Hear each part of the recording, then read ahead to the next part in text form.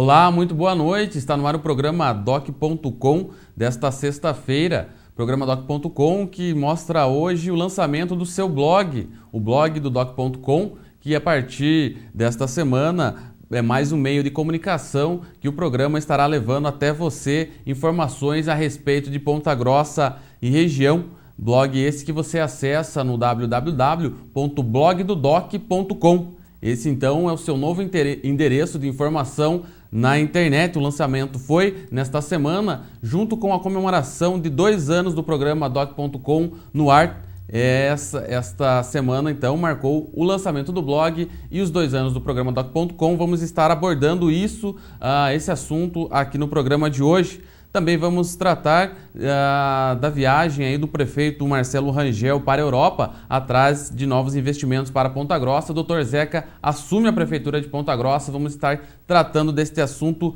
também. E vamos voltar a exibir os documentários aqui no programa Doc.com, uma produção de 2 ex-alunos da Universidade Estadual de Ponta Grossa. Os ex-alunos aí formados em jornalismo fizeram um trabalho de TCC, trabalho de conclusão de curso, e fizeram um documentário Olhares sobre o Islã, que vai ser apresentado hoje no programa Doc.com de hoje. Portanto, temos muitas informações no programa de hoje, além desse documentário, e você vai poder acompanhar aqui no programa Doc.com. É um instante só, não saia daí. Doc.com, você bem informado.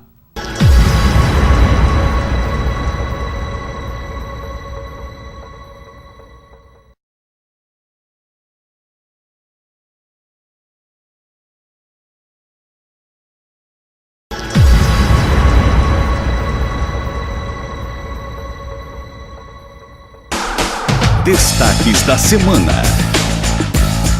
Estamos de volta com o programa Doc.com neste bloco dos destaques desta semana. Semana esta que foi de grande alegria para o Doc.com, para mim, né, e para toda a equipe do programa, o lançamento do blog, mais uma ferramenta de comunicação que vai ser usada a partir desta semana, a partir de agora, em que você vai estar sabendo informações a respeito do dia a dia das políticas públicas, da parte econômica, da parte esportiva, enfim, uma nova ferramenta de informação para levar até você informações a respeito de Ponta Grossa, a respeito da região. O lançamento aconteceu na última quinta-feira, em um evento no Hotel Planalto, que contou com a presença de várias lideranças aqui de Ponta Grossa, que estiveram para conhecer o layout, o modo de funcionamento do blog. Layout que você pode ver nas imagens aí a seguir. Vamos estar mostrando como que você faz para acessar. É o www.blogdodoc.com. É isso mesmo que você está vendo na tela. Vamos então, a partir de agora, atualizar de forma instantânea. O diferencial do blog do programa Doc.com é que as informações vão ser atualizadas no momento em que elas acontecem. Vamos aí usar a internet, essa ferramenta importante de comunicação, para estar levando informações aí de forma instantânea para você quando ocorrer aqui em Ponta Grossa sobre várias temáticas. Questões políticas, questões aí envolvendo a economia local, questões envolvendo a área esportiva, enfim, mais uma ferramenta de comunicação que vamos estar atualizando diariamente e levando até você, que é o grande objetivo aí, grande razão de ser do programa e também do blog a partir de agora, para mantê-lo bem informado a respeito das coisas que acontecem aqui, que acontecem na cidade e na região. O evento da última quinta-feira, que aconteceu no Hotel Planalto, também marcou os 2 anos do programa Doc.com no ar. 2 anos esses que foram aí trazendo as principais lideranças, as principais personalidades de Ponta Grossa e também da região aqui na tela da TV Vila Velha, da Band TV Vila Velha, levando até você então essas informações. Completamos 2 anos no ar. E é motivo de comemoração, motivo de alegria para nós estar entrando na sua residência, entrando na sua casa, levando informações com qualidade, informações com o compromisso, com a verdade, o compromisso aí com a credibilidade que a gente conquistou ao longo dessa trajetória no Doc.com. Eu continuo trabalhando no Jornal da Manhã também, e também agora como diretor de jornalismo da TV Educativa, acumulando aí também o programa Doc.com e agora o blog. São tarefas aí, meios de comunicações diferentes que, de todas as formas, vamos estar levando até você, telespectador, até você, leitor, as informações da nossa cidade. Então, confira lá, não esqueça, acessa lá www.blogdodoc.com e confira as informações aqui da nossa cidade. Outro destaque desta semana foi a viagem do prefeito Marcelo Rangel para a Europa. O prefeito vai passar pela Estônia, pela Inglaterra, pela Holanda e também aí pela França. Vai estar atrás expondo as condições, as potencialidades da nossa cidade para os investidores europeus, quem sabe trazer mais investimentos aqui para a nossa cidade. O grande momento dessa viagem vai ser na França, quando o prefeito vai se reunir com a diretoria, com os donos da Senoble, que é uma grande fábrica aí de laticínios, de sobremesas, enfim, reconhecida mundialmente, que pode ter uma unidade instalada aqui em Ponta Grossa, gerando emprego, gerando renda aqui para a nossa cidade, para a nossa região. Quem assumiu a prefeitura pelos 14 dias em que o prefeito estará em viagem à Europa, o prefeito que foi hoje, nesta sexta-feira, para a Europa, quem estará vai ser o vice, o José Carlos Raad, o Dr. Zeca, que assumiu na última quinta-feira, ontem, e vai ficar aí esse tempo à frente da administração municipal, como é de praxe dos vice que assumem o discurso do Dr. Zeca pela continuidade aí das ações que vinham sendo desenvolvidas pelo prefeito Marcelo Rangel, ações essas que estão no seu início aí, nos primeiros meses desse mandato, desta administração. O prefeito então sai, fica 14 dias fora e, segundo ele, realmente nessa tentativa de atrair mais investimentos, já que Ponta Grossa tem potencial aí, reúne condições de abrigar mais indústrias, enfim, mais investimentos privados na nossa cidade, proporcionando aí o desenvolvimento de Ponta Grossa e com um polo aí de toda a região dos Campos Gerais. O Dr. Zeca também assume a prefeitura de Ponta Grossa por esses 14 dias e pretende aí também, segundo ele, estreitar a relação da prefeitura ainda mais com os bairros, através da continuidade da operação Padrão Bairros, que tem a cada sábado pela manhã a equipe da prefeitura, a equipe pessoal da Secretaria de Obras, pessoal da Secretaria de Saúde, enfim, tem ido aos bairros da cidade prestar o atendimento à população. Outra questão que podemos destacar foi a retomada aí, a disponibilização, a volta da disponibilização das UTIs pediátricas aqui em Ponta Grossa, um problema que vinha sendo enfrentado, um problema grave que vinha sendo enfrentado em nossa cidade. O prefeito, então, a prefeitura, em parceria com o Hospital Bom Jesus, conseguiu reativar aí as unidades de UTI pediátrica e que eram para estar no Hospital da Criança, acabou não tendo a estrutura necessária lá para abrigar. Um convênio com o Hospital Bom Jesus foi possível reativar esses leitos, que é muito importante para o atendimento pediátrico aqui em Ponta Grossa. E no local onde era para funcionar no Hospital da Criança, vai ser feito um ambulatório aí para atendimento pediátrico das crianças pontagrossenses e que acaba atendendo também uma demanda aí da região dos Campos Gerais, Ponta Grossa, que é polo aqui da nossa região. Uma boa notícia, portanto, o prefeito foi lá antes de partir em viagem, fez essa inauguração. Falando agora um pouco da Câmara Municipal de Ponta Grossa, onde temos a CPI, que trata do caso da Ana Maria, a CPI essa que está em curso. Na última quinta-feira, ontem, portanto, os membros dessa comissão se reuniram a portas fechadas no gabinete do vereador George Luiz de Oliveira, que é o presidente da comissão.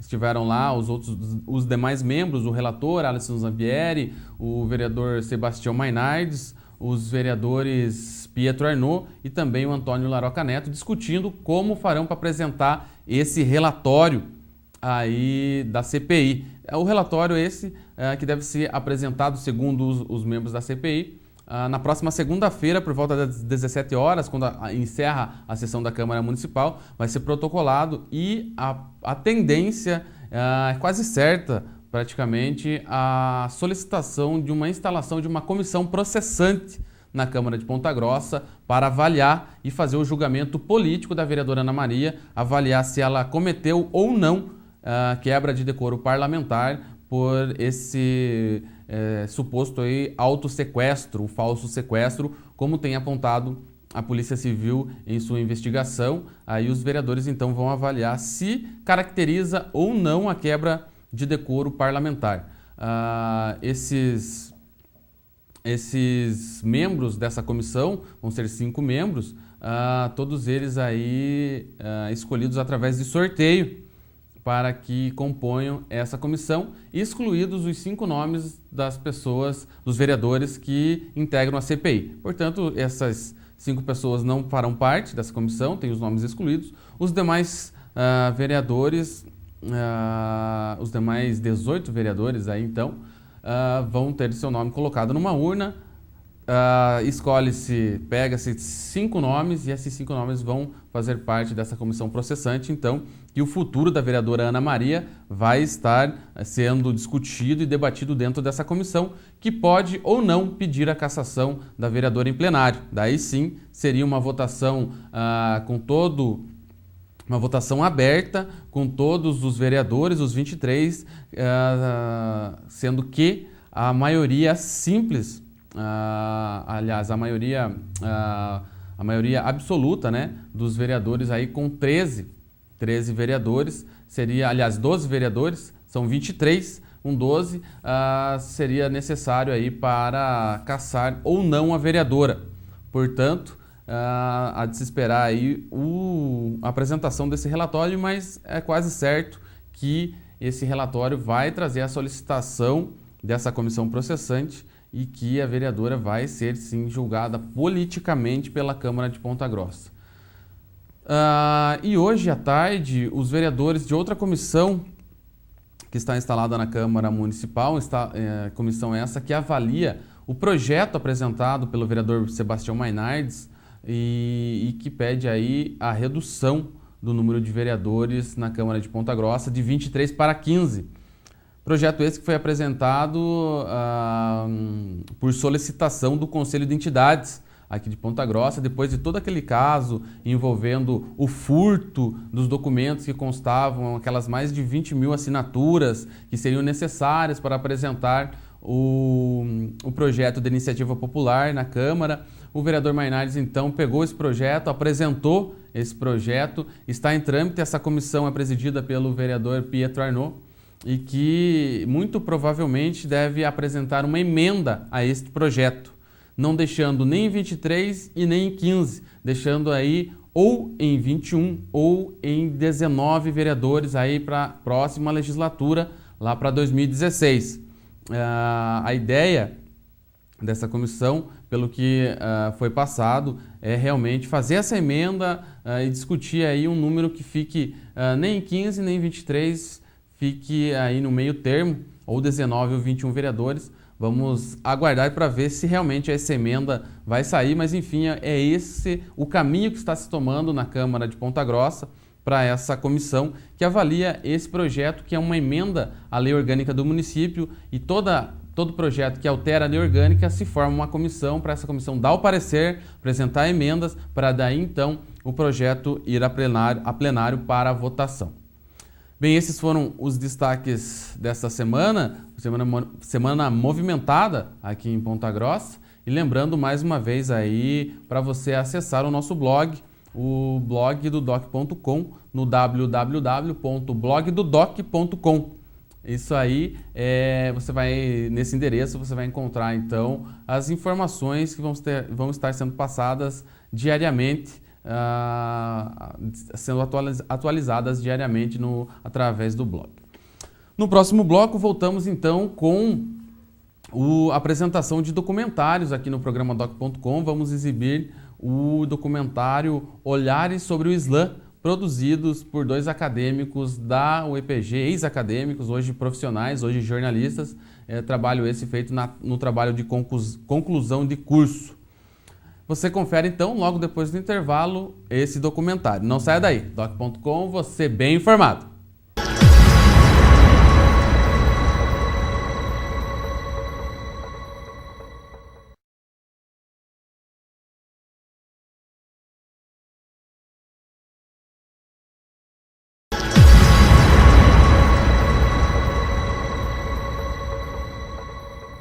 Estamos de volta com o programa Doc.com, no retorno aí da exibição de documentários aqui pelo programa Doc.com. Vamos apresentar o documentário Olhares sobre o Islã, produzidos por 2 ex-acadêmicos da Universidade Estadual de Ponta Grossa, o Eric Gasparetto e a Juliana Espinardi. Então, no trabalho de conclusão de cursos, do curso de Comunicação Social e Jornalismo, eles produziram em 2012, portanto, ano passado, esse documentário chamado Olhares sobre o Islã, que trata aí da questão da cultura dos muçulmanos, né, das pessoas que seguem o Islã, que tem aí no Alcorão e que seguem as orientações aí, que seguem os mandamentos de Maomé.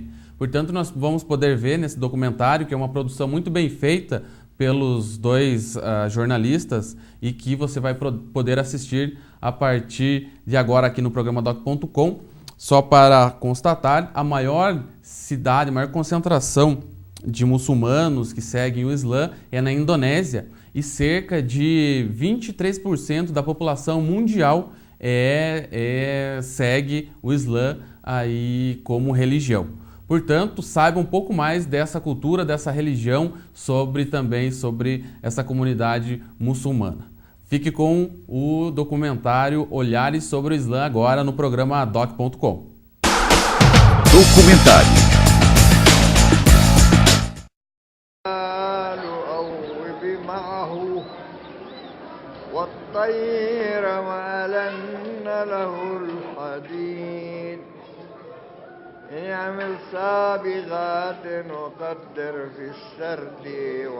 Suplica por nós a teu Senhor, torne evidente para nós como é ela.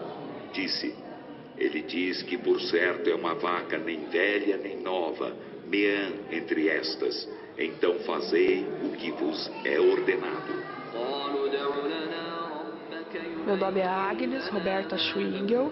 Eu sou brasileira, revertida ao Islã há quase um ano. Eu, na realidade, fui conhecer a Sociedade Muçulmana de Curitiba com o meu ex-marido. E lá a gente começou a frequentar as aulas de religião e eu gostei muito da religião, eu me identifiquei com a religião. Depois de aproximadamente uns 7 meses de estudo, que o dirigente da sociedade me propôs a reversão.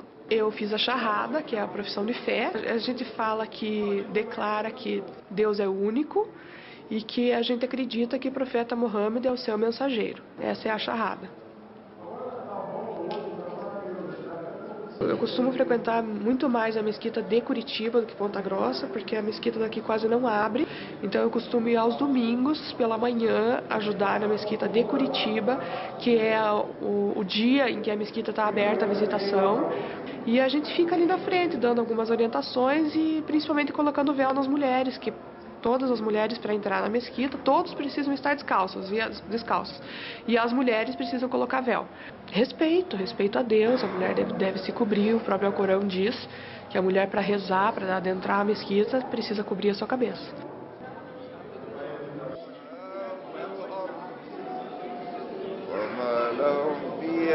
Qualquer oração, antes das 5 orações diárias, é feito o chamado da oração, que é chamado azan.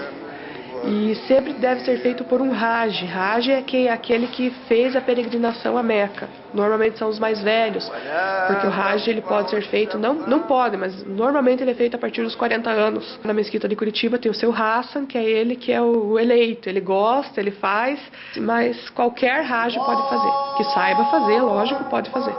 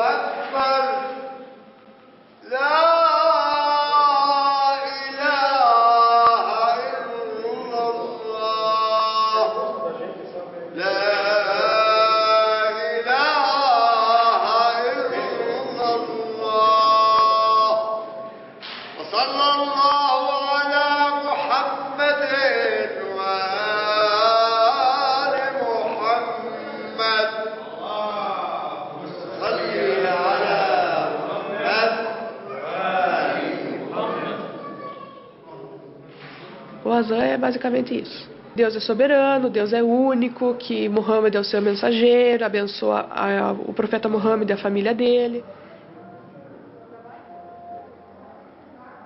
São 5 orações obrigatórias, a gente faz 2 emendadas na hora do almoço, porque no meio da tarde normalmente é difícil, a maioria das pessoas trabalham, e é uma das obrigações do ser muçulmano. Não são só as 5 orações, existem outras obrigações, como o jejum no mês do Ramadã, que é o mês todo, fazer o Hajj, existem uma série de requisitos para fazer o Hajj, a peregrinação, pagar o zakat, que é digamos o dízimo, né? Que tem o zakat que você paga por ano, no Ramadã você também paga o zakat. A masbah é o nosso terço, a gente usa para fazer súplica, ela é composta de 99 contas, mas a maioria tem 33, aí a gente faz 3 repetições, né?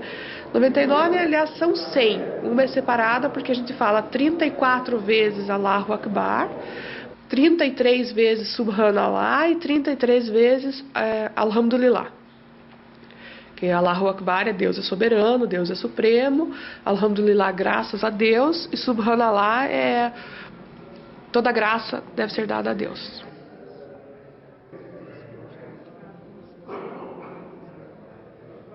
As crianças, elas devem aprender a rezar em árabe, começar a ler o Alcorão a partir em torno de 12, 13 anos. Mas o que nada impede a gente já ir ensinando desde pequeno. A minha tem 3 anos, faz uma bagunça na hora da oração, mas ela faz, ela se prostra, ela quer imitar, e essa é a importância deles verem a gente rezar.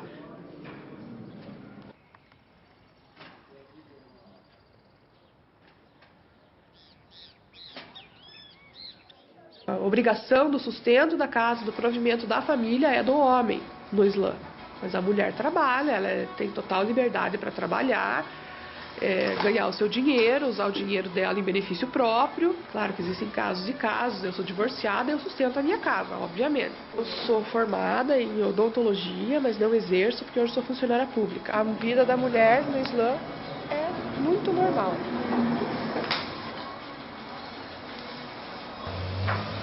Eu vivo o Islã que eu aprendi no Alcorão. Então, é a religião, é o código de conduta, moral, ética. As pessoas confundem muito com a cultura. Por exemplo, o uso da burca e tal, que isso aí não é religião. O Alcorão jamais fala que a mulher tem que usar burca e se cobrir dos pés à cabeça. Não fala, você vai usar burca. Gente, burca não é Islã, burca não é religião, burca é cultura. Até o uso do véu não é obrigatório no Alcorão. Ele é recomendável que a mulher use. Mas as pessoas confundem demais. Você é turca? Você é libanesa? Só porque eu uso véu. Isso é etnia, é nacionalidade, não tem nada a ver uma coisa com outra. Eu vivo a religião. De cara, o dirigente lá falou assim, vocês querem conhecer, vocês têm que estudar. E realmente, é muita informação. A gente adquiriu o Alcorão e começamos a ler. Aí principalmente, comprei outros livros, fui estudando, fui lendo, fui vendo se realmente eu me adaptava àquilo. Ele pediu assim, estudem as outras escolas, vocês não podem só vir para cá porque a gente é xiita, vocês querem simplesmente por querer, estudem. O Senhor dos mundos. Sirata ladina anamta aleihim reihir makubi aleihim waladalin. A senda dos que agraciaste, não a dos incursos em tua ira, nem a dos descaminhados.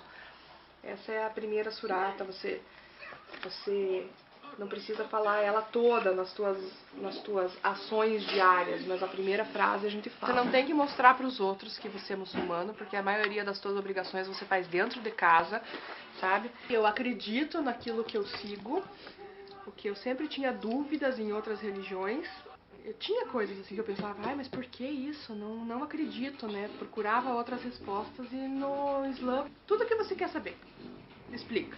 E diz o porquê, e diz como deve ser, como não deve ser. Meu nome é Haji Ismail Muhammad. Nasci aqui no Brasil, mas fui para a Síria para estudar. Fui convidado para vir atender o trabalho aqui da mesquita, aqui em Carambeí, no Paraná.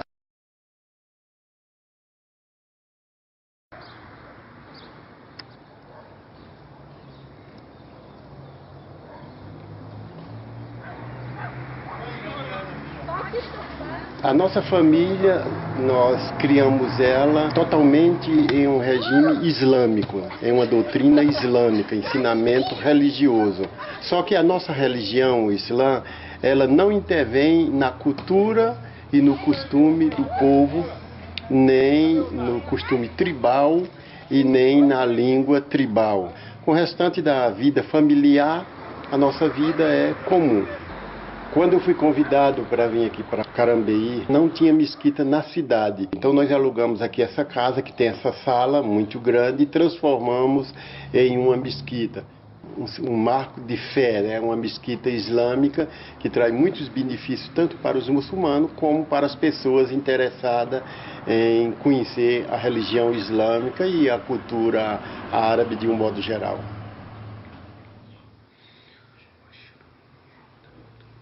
Allahu Akbar, Allahu Akbar, Ashhadu an la ilaha illallah. Nós muçulmanos fazemos 5 orações diárias. E estas 5 orações, ela tem um preparo todo especial antes de nós nos apresentarmos a Deus. Porque Deus é puro e quer que os que se apresentem a Ele se apresentem em estado de pureza. Antes da oração é feito a chamada da oração, chamado azan.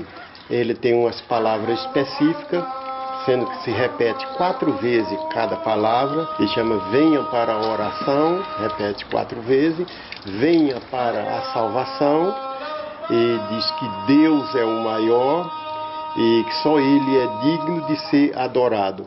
Quando as pessoas ouvem esse chamamento, e venha para a oração e para a salvação e para adorar a Deus, ele se dirige para um lugar onde ele faz a ablução, chamada purificação, que chama em língua árabe udu, e eles lavam as mãos, lava as mãos 3 vezes, mão direita, mão esquerda, lava a boca, o nariz, lava o rosto, em seguida os braços, braço direito, braço esquerdo até a altura do cotovelo, depois passa só a mão molhada no cabelo, lava as orelhas por dentro e por fora, e depois lava o pé direito e o pé esquerdo.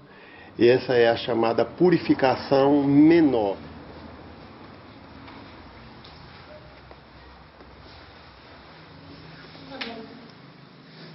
Todo mundo pronto?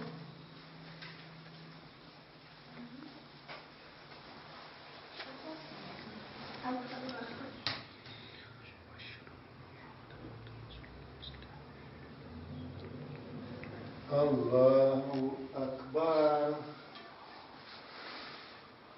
Sami Allahu liman hamidah.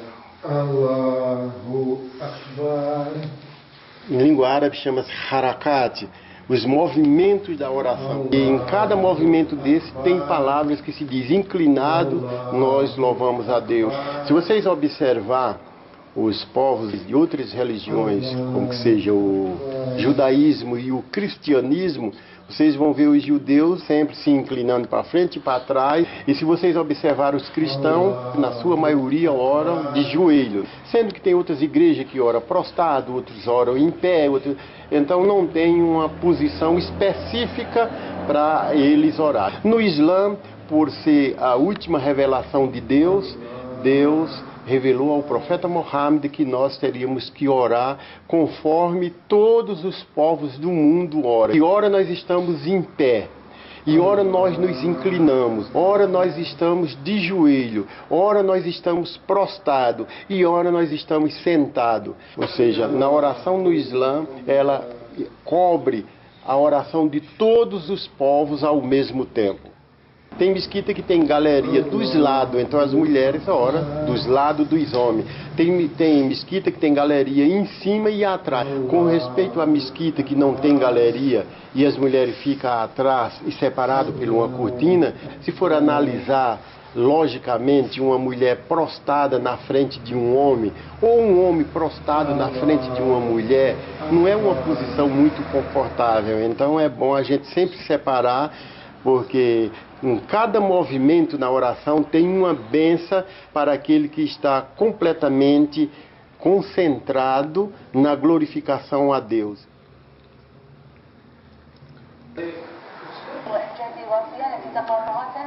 Depende de cada um que teme a Deus. O muçulmano temente a Deus, o verdadeiro muçulmano praticante, ele não assiste certos programas de televisão aqui no Brasil. Sempre adotamos instalar antenas que peguem os canais árabes e assistimos sempre o canal árabe por motivo da conservação da língua, para estar sempre ouvindo e para estarmos em contato com as notícias de lá dos países árabes. É aconselhável para nós comermos de carne de origem animal abatido por muçulmano. Por quê? É porque o animal ele tem que ter um preparo muito especial antes de ser abatido e durante o abate, que é chamado abate halal. Durante o abate tem que ser sangrado o animal em um lugar específico, não pode serrilhar a faca para o animal não sentir dor, tem que passar em uma só vez o corte e pronunciar o nome de Deus, que em língua árabe é de Bismillah Allahu Akbar. Deus é que deu a vida para esse animal e só Deus é quem pode tirar. Então, para nós tirarmos a vida desse animal, temos que pedir permissão a Deus. Vamos começar a nossa aula revisando os Damir. Abrir as portas para dar aula para quem quiser, independentemente de qualquer religião que ele professe. Ensinamos a língua árabe. Por que nós fazemos isso? Qual é o nosso interesse? Porque nós temos que mostrar ao mundo que o Islã e os muçulmanos não é aquilo que a mídia mostra. Para isso você vê o crescimento do Islã no mundo, cabe a este tema. As pessoas vêm estudar e nós temos o prazer de ensinar gratuitamente. É uma obrigação nossa de mostrar o lado social, o lado de paz dos muçulmanos. Nossa religião, a palavra Islã, sabe o que significa? Paz. O Islã é religião de paz. Por incrível que pareça, a mídia mostra 24 horas o Islã, uma religião de guerra, de terrorismo, de homem-bomba, de não sei o quê, mas o Islã não é isso. O Islã é religião de paz.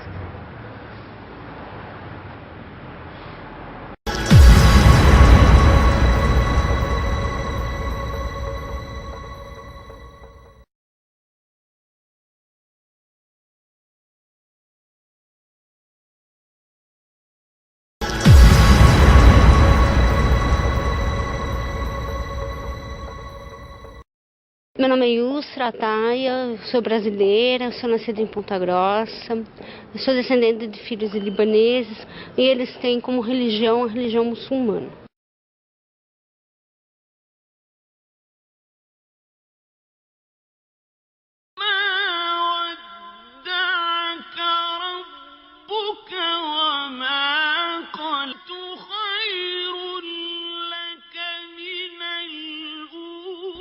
Quando eu venho trabalhar, antes de eu chegar no meu trabalho, eu sempre ouço a surata. A surata são tipo os versículos. Existem os versículos da Bíblia e a surata no Alcorão.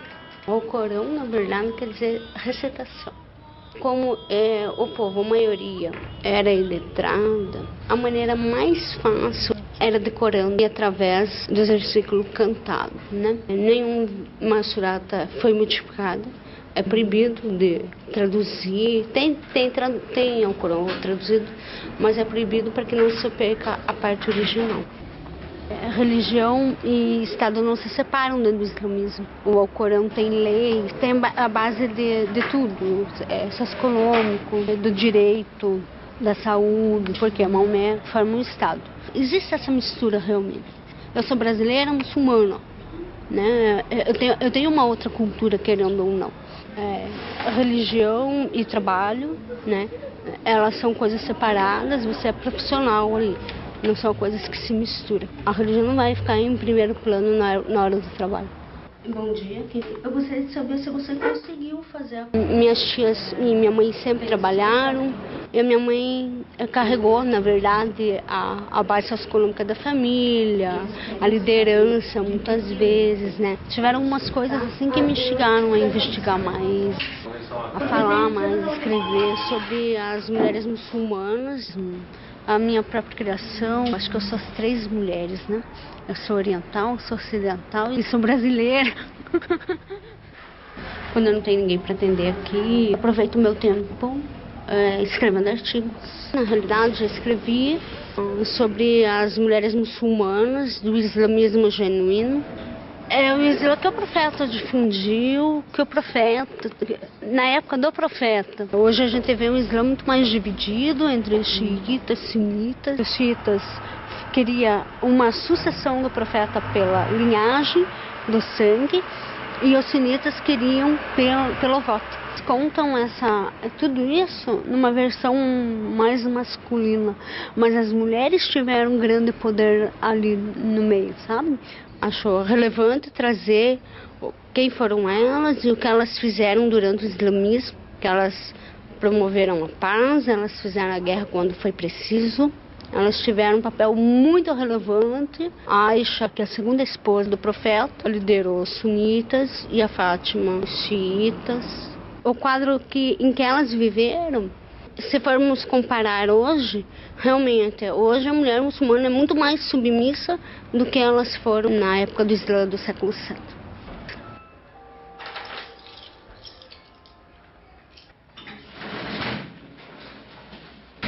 Eu ando diferente, tem uma parede espástica, aí já dá uma diferença dentro da sociedade. E usar o véu, eu acho que ia me estigmatizar mais ainda, né?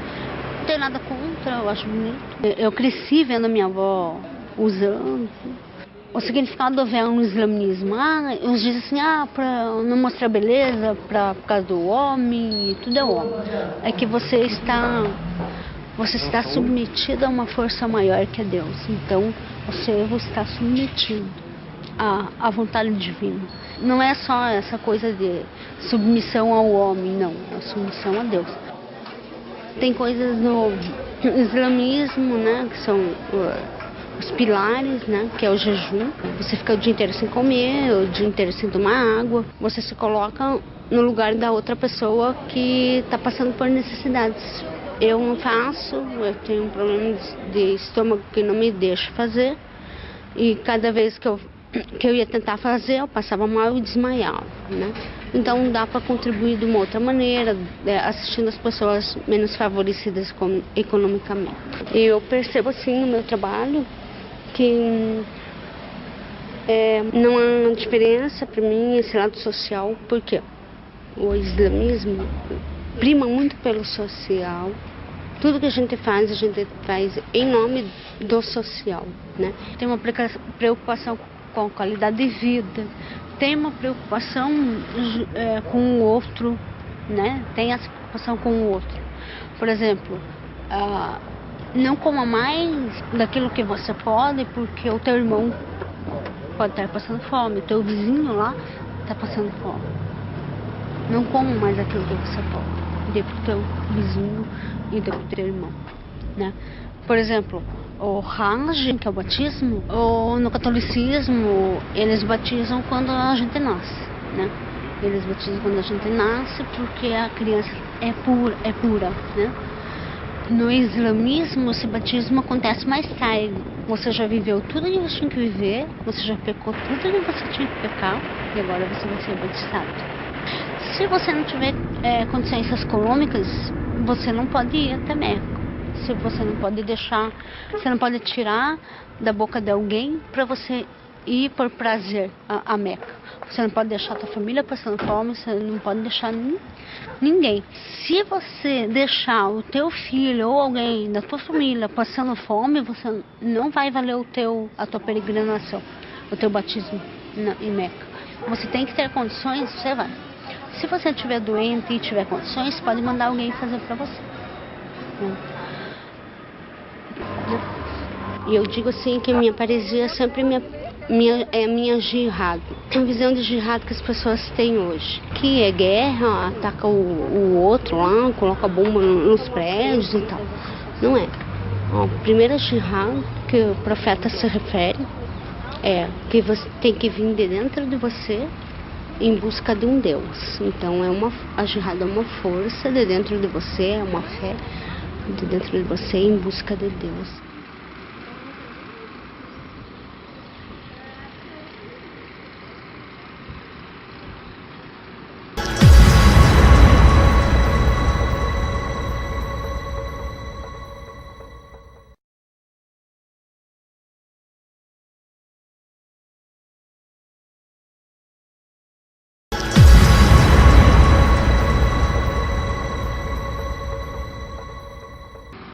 Eu, Sheikh Nuruddin Al-Sayed, nasceu no Líbano. Está vivendo agora em Ponta Grossa, aqui por 4 anos.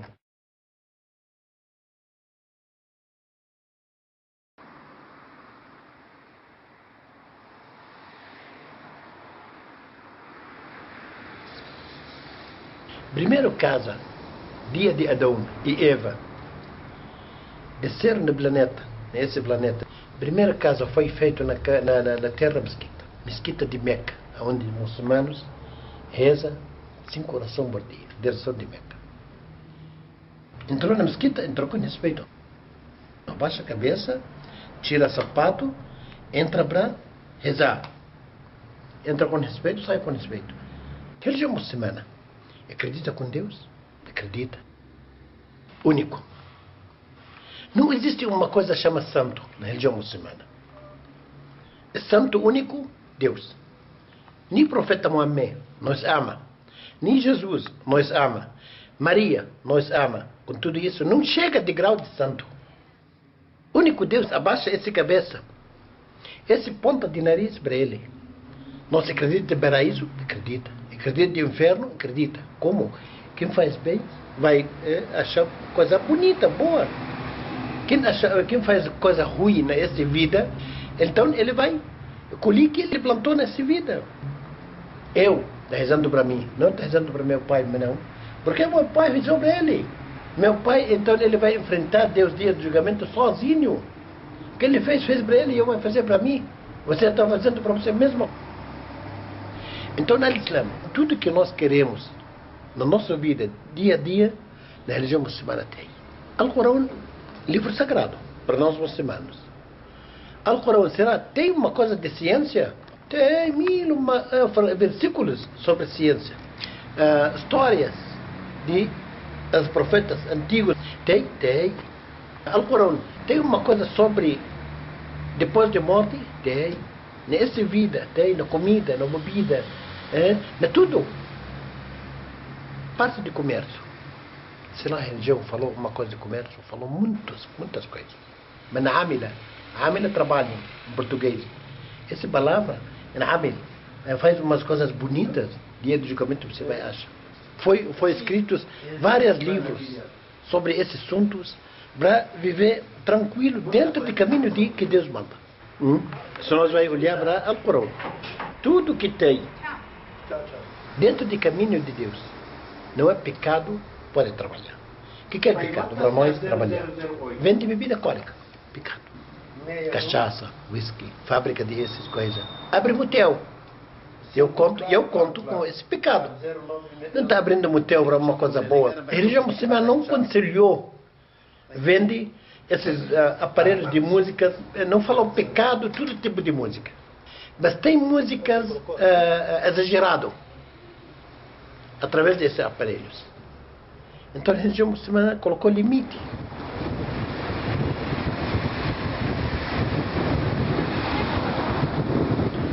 Graças a Deus, eu consegui estudar, fazer faculdade lá na Arábia Saudita, na cidade de Meca. Depois eu fui escolhido para trabalhar no Brasil. Então eu trabalho na mesquita, como sheik de mesquita, não é só aqui em Ponta Grossa, em vários lugares. E eu também pratico meu comércio, porque é fonte de renda de minha família, todo dia a dia aqui. اهدنا الصراط المستقيم صراط الذين أنعمت عليهم Tem 5 orações por dia. A duração de cada oração, 5 minutos. 5 minutos ou menos. Vai fazer a tua oração de obrigação, não volta para o teu serviço. Volta para a tua vida normal. Mas a tua oração não deixa. Não pode deixar a tua oração por causa de comércio, ou por causa de funcionário, ou por causa de serviço, ou por causa de alguma coisa. Não. A palavra de sheikh, existe uma coisa nas línguas. Língua árabe, língua portuguesa, nas todas as línguas. Dia de criança nasce, como chama? Neném. Dia de cresce um pouquinho, como chama? Menino. Dia de cresce mais um pouquinho. Rapaz. Dia de cresce mais um pouquinho, para 40 para cima, homem. Depois de homem, velho. Depois de velho, não tem nada. Na árabe tem isso. Então, de homem, olha como a palavra de sheikh é onde vem. De homem, passa 70 anos, 70 para 80 anos, 75, 85 anos, chama na língua árabe sheikh. Sheikh. Por quê? Porque essa ideia de precisa respeitar. Então, essa palavra de sheikh foi para o homem religioso, para o homem religioso como ele merece para respeitar também. Chama sheikh.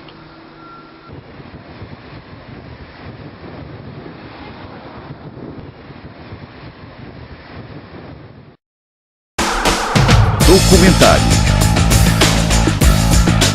Esse foi o documentário Olhares sobre o Islã, exibido aqui no programa Doc.com, no retorno da exibição de documentários de produções locais aqui no nosso programa. Na sequência dos programas, nós vamos trazer mais documentários, pequenos documentários feitos por gente aqui de Ponta Grossa e retratando realidades aqui da nossa cidade, da nossa região. Agradecemos aí então ao Eric Gaspareto e à Juliana Spinardi por ter cedido esse documentário para exibirmos aqui no programa Doc.com.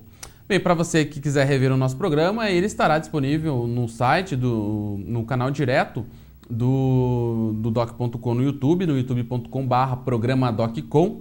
Também vamos colocá-lo no site do Jornal da Manhã, no jmnews.com.br e no site do Plantão da Cidade, no plantãodacidade.com.br, e também agora vamos ter um link direto no site, no blog do Doc.com, no www.blogdodoc.com. Lá você confere, além das notícias e informações, também o nosso link do programa estará disponível no blog. É isso aí, um bom final de semana para você e até sexta que vem. Obrigado pela sua companhia. Doc.com, você bem informado.